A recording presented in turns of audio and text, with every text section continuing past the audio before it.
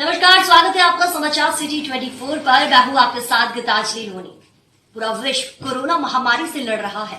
वर्तमान विश्व के अनेक देश कोरोना महामारी के बचाव में लगे हैं, लेकिन दिल्ली बीजेपी के एक ऐसे नेता जिन्होंने सबका ध्यान आकर्षित किया, इस महामारी में लोगों के लिए फरिश्ता बनकर सामने आए हैं। इसी बीच दिल्ली बीजेपी के प्रदेश मंत्री गजेंद्र यादव हमारे साथ हैं। सर, स्वागत है आपका समाचार सिटी 24 पर। नमस्कार, समाचार 24 के सभी दर्शकों को मेरा नमस्कार। किसी परिचय की मोहताज नहीं है आजकल सर। आप दिल वालों की दिल्ली के लिए आप फरिश्ता हो गए हैं। तमाम काम किए गए आपके द्वारा, वाकई काबिले तारीफ है। इस महामारी के बीच कैसे ये सफर जो है आपका शुरू हुआ और आज कहां तक पहुंचा है ये सफर? रिश्ते तो नहीं हुए हैं।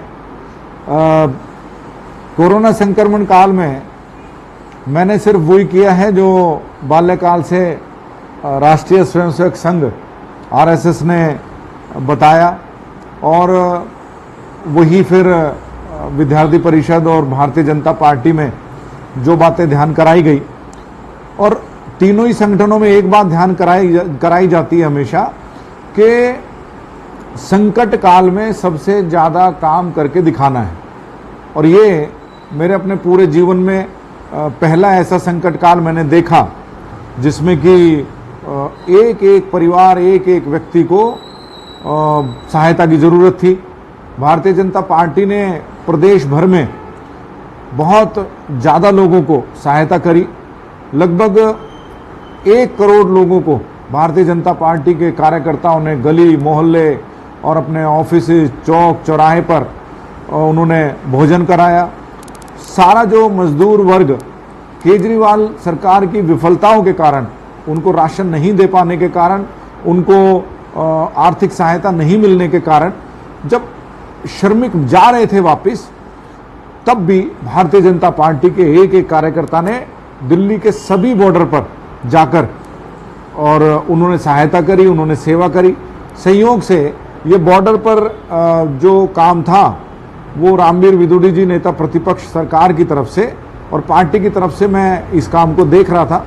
तो मैं आपको यकीन से बता सकता हूं कि भारतीय जनता पार्टी दिल्ली और देश के अंदर वो पार्टी है जिसने जरूरत के समय पर सबसे ज्यादा लोगों की सहायता करी है। देखा है अक्सर हमने आपको सोशल मीडिया पे खूब एक्टिव रहते हैं, कभी काढ़ा की रेसिपी शेयर करते हैं, आधी रात को मदद के लिए निकल जाते हैं। आरती जी का भी खूब साथ मिल रहा है।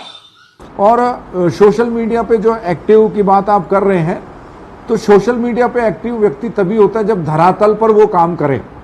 तो मैं समाचार 24 के सामने स्वीकार कर सकता हूं कि हमने इस कोरोना संक्रमण काल में भारतीय जनता पार्टी के एक सच्चे सिपाही के नाते हमने धरातल पर काम किया है।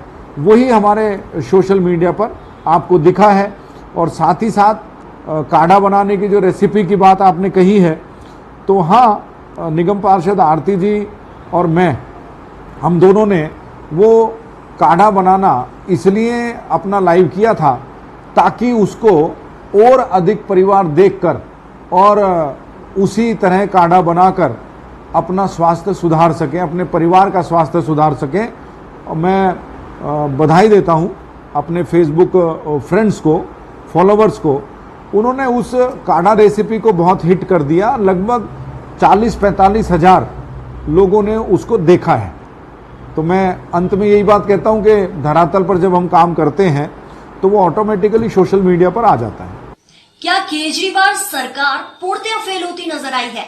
क्या सिर्फ हवाई बातें थी या दिल्ली के लिए कोई मॉडल भी तैयार था? 100% दिल्ली की जो सरकार है वो कोरोना के संक्रमण काल में दिल्ली के नागरिकों को कोई सुविधा नहीं दे पाई, दिल्ली के मजदूरों को कोई सुविधा नहीं दे पाई, दिल्ली के लाचार बेसहारा गरीब परिवारों को कोई सुविधा नहीं दे पाई, दिल्ली के झुग्गी झोपड़ी में रहने वाले जो हमारे परिवार हैं उनको कोई सुविधा नहीं दे पाई, दिल्ली के जो डॉक्टर हैं, नर्स हैं या कर्मचारी हैं, वहाँ पर स्टाफ जो काम करता है, उनको कोई सुविधा नहीं दे पाई। दिल्ली में जो एमसीडी है, एमसीडी के जो सैनिटाइजेशन करने वाला जो विभाग है, हेल्थ विभाग, जिसकी अध्यक्षा हैं आरती जी, उन हेल्थ विभाग के कर्मचारी या सफाई कर्मचारियों को भी वो कोरोना योद्धाओं में उन्होंने शामिल नहीं किया। वो अगर उनके कोरोना से पीड़ित होकर अगर वो उनका इंतकाल हो जाता है तो दिल्ली सरकार उनको कुछ नहीं देने वाली। इसीलिए मैं आपको 100% सच कह रहा हूं कि दिल्ली सरकार, केजरीवाल सरकार कोरोना संक्रमण काल में पूर्णतया 100%, 100% फेल हुई है। दिल्ली भाजपा को नए अध्यक्ष आदेश गुप्ता मिले, बड़े बड़े दिग्गज पीछे छूट गए, क्या वो सफल अध्यक्ष बन पाएंगे? देखिए सर,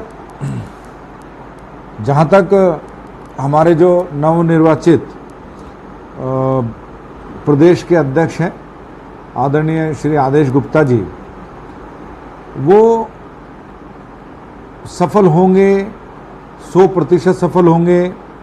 ये बात मैं आपको इसलिए बता रहा हूं क्योंकि जो भारतीय जनता पार्टी है, भारतीय जनता पार्टी में नेता बड़े नहीं होते।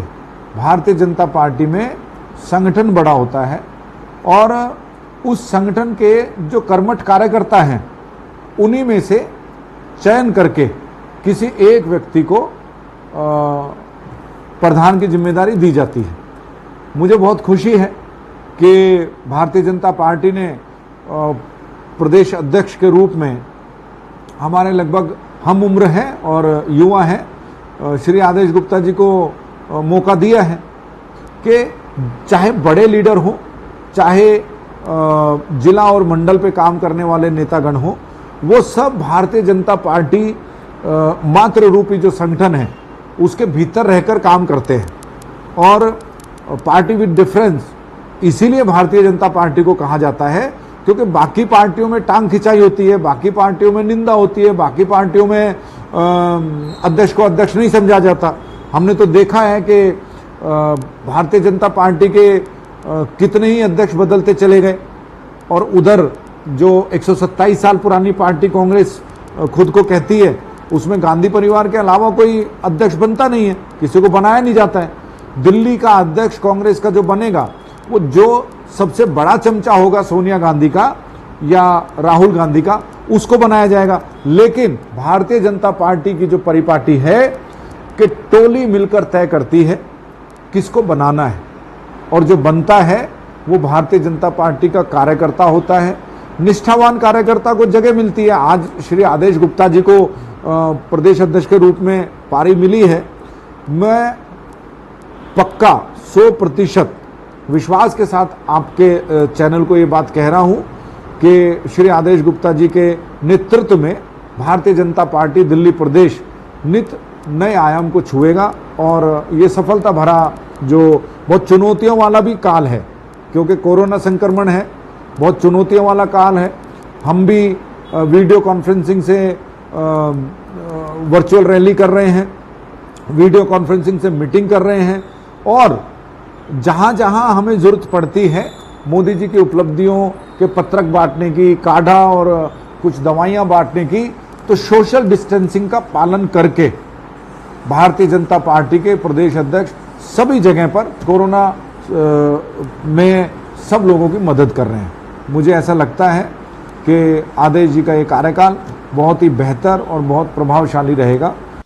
चलिए, बहुत बहुत शुक्रिया गजेंद्र यादव जी हमसे जुड़ने के लिए। बाकी समाचार सिटी 24 अपने सभी दर्शकों से यही अपील करता है कि आप सभी अपने घर पर रहिए, सुरक्षित रहिए। नमस्कार।